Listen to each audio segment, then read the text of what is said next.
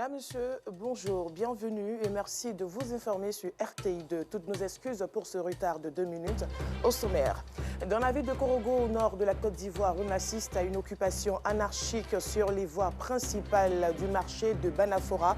On en parle dans le développement de ce journal. Et puis aux États-Unis, le sénateur J.D. Vance, choisi par Donald Trump pour le seconder dans sa campagne, a appelé l'Amérique à choisir une nouvelle voie. Voilà, c'est tout pour les titres. C'est une situation qui dérange au quartier Banafora, dans la ville de Korogo, au nord de la Côte d'Ivoire.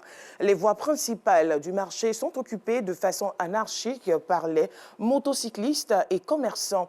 Ils utilisent les chaussées pour étaler leurs marchandises et stationner leurs motos, ce qui crée bien entendu du désordre, comme nous le dit Aïcha Guiri et Ido Fofana. Quartier Banafora. Ici, les abords des voies principales du marché et l'entrée des magasins sont occupés par les motocyclistes et commerçants pour étaler leurs marchandises. C'est dangereux. Comme à part pochon là, nous on va faire comment? Ça on va se gourer en esprit. La raison évoquée par les commerçants, le manque de moyens financiers. C'est dangereux. Il n'y a pas de moyens que sur la route. Je suis en danger. Dans ce secteur, les chaussées sont occupées de façon anarchique par des motocyclistes, ce qui rétrécit les voies, crée d'énormes désordres et augmente l'insécurité. Ici, garer sur la route, c'est dangereux, mais on n'a pas les moyens. La voie est trop petite. La voie est petite. En plus, raison, les motos sont garées à côté. Donc, on est obligé de prendre un côté de la voie pour prendre les femmes, pour les envoyer au village. Aujourd'hui, c'est le jour de marché. Donc, la majorité des personnes sont ici au marché. Donc, on vient s'arrêter ici pour attendre. On regarde sur le goudron parce que les jours de marché, on n'a pas un lieu fixe. On sait que c'est dangereux, mais on s'arrange quand même, on se garde ici. C'est beaucoup stressant de venir au marché et c'est agaçant aussi de venir trouver les monotaximètres, les vendeurs sur la voie où nous sommes censés passer. Là, comme ça, c'est rétréci. On ne peut pas passer vu que les motos aussi qui vont circuler sur la voie, ça nous coince. Accidents, vols, tout ça. L'insécurité en fait. Et puis on peut te voler à tout moment. Les commerçants occupant les chaussées de cet endroit entendent avoir une place plus convenable pour exercer leurs activités dans la quiétude. Les étudiants des universités Nord-Sud ont reçu un partage d'expérience avec la directrice générale de Côte d'Ivoire Tourisme, Malika Mourad Kondé, et ce à l'occasion de leur traditionnel meet-up au sein du dit campus. L'audace de réussir est le thème qui a alimenté cette rencontre. Les points forts de ce moment dans ce reportage. Le traditionnel meet-up des universités Nord-Sud a accueilli dans ses locaux Malika Mourad Kondé, directrice générale de Côte d'Ivoire Tourisme. Venus nombreux à ce rendez-vous de partage d'expériences, les étudiants ont été entretenus sur le thème « L'audace de réussir ». La conférencière du jour a exhorté les étudiants à faire preuve d'audace dans leur initiative. Notre industrie, c'est une industrie qui est composée essentiellement d'entrepreneurs. Et pour être un bon entrepreneur, ou pour devenir un entrepreneur, il faut déjà avoir de l'audace. Il faut pouvoir oser. Et c'est ce petit échange-là que je voulais faire avec eux pour pouvoir passer ce mindset que moi-même j'ai. Et comme je leur ai dit, article 1, le client est roi. Article 2, même quand le client a tort, l'article 1 s'applique. Et tout au long de leur formation et dans leur vie au sein des entreprises ou même dans leur propre entreprise, ils doivent avoir ce motto-là dans leur fonctionnement, dans leur existence, que nous sommes au service du touriste, nous sommes au service du client. Un message bien perçu selon les auditeurs.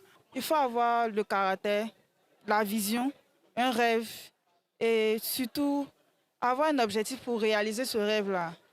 Avoir de la persévérance et surtout la foi en Dieu. C'est ce que je retiens de cette journée. Pour sa part, le directeur général de l'établissement s'est réjoui de cette rencontre qui enrichit la formation de ses étudiants. Déjà, ils ont une inspiration, déjà ils ont appris et je pense que ça va servir pour le BTS à venir parce que d'autres vont participer au BTS cette année et nous-mêmes aussi, étant donné qu'on veut mettre en place une filière typiquement luxe et tourisme. Donc ça va de soi. Cela est à présent une institution dans cet établissement. Chaque année, l'école invite des personnalités pour un partage d'expériences. Et parlant d'éducation supérieure, elles viennent de diverses villes du pays pendant 8 mois. Elles ont été formées dans plusieurs secteurs de la technologie.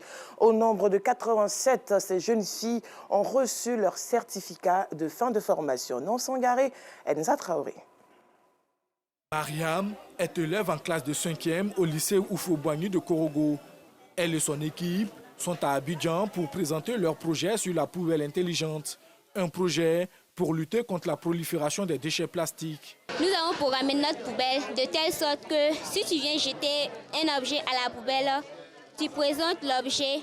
L'intelligence artificielle va dire le type de l'objet, indiquera sur le coin la flèche, la poubelle convenante pour que tu mettes l'objet et puis la poubelle va se refermer automatiquement.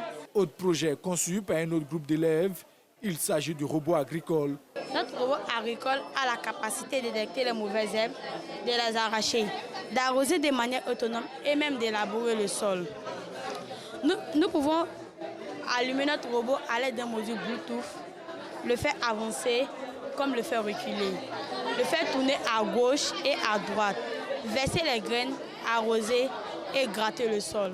Ces jeunes filles sont les bénéficiaires du programme Girls STEM Academy. Nous suivons à l'instant les étudiantes qui ont réussi leur certificat de fin de formation. Elles étaient au total 87 jeunes filles. En 2023, un rapport du ministère de la Femme, de la Famille et de l'Enfant révèle plus de 8000 cas de violences basées sur le genre.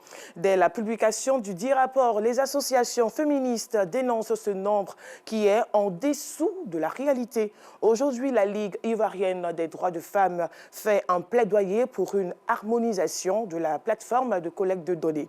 Clément Boko.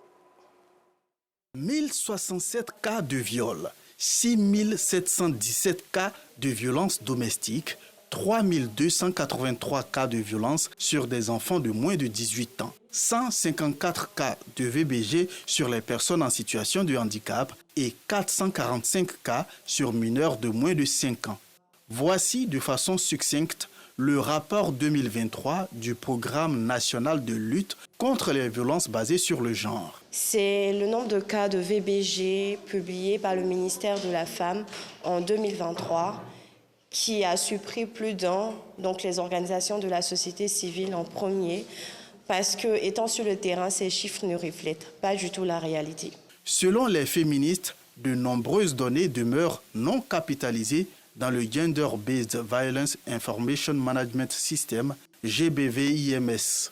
D'où ce plaidoyer de la Ligue ivoirienne des droits de femmes. Nous avons organisé cette conférence de presse dans le cadre du plaidoyer national pour l'institutionnalisation des systèmes de collecte de données qui est organisé au niveau régional par des féministes dans 7 pays. Le but de ce plaidoyer-là est de pouvoir avoir des données holistiques et complètes sur les VBG dans nos pays, enfin, et notamment en Côte d'Ivoire, parce qu'on a divers acteurs qui interviennent dans la chaîne contre les violences faites aux femmes.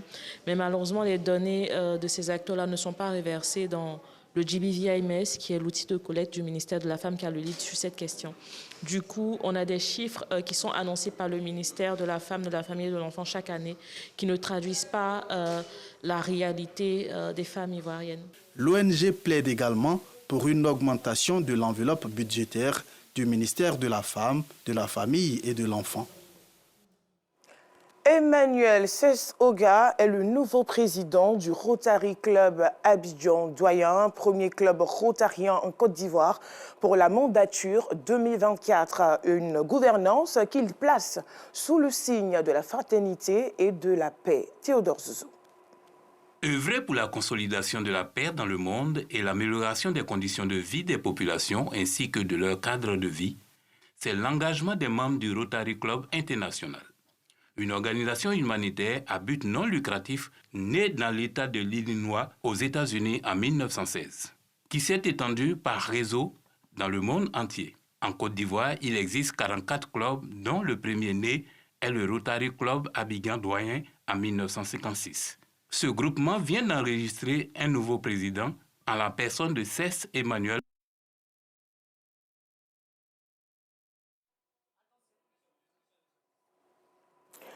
Nous poursuivons l'actualité au Gabon. L'ancien président gabonais Ali Bongo Ondimba, renversé le 30 août 2023, a revu sa femme et leur fils pour la première fois depuis le coup d'État.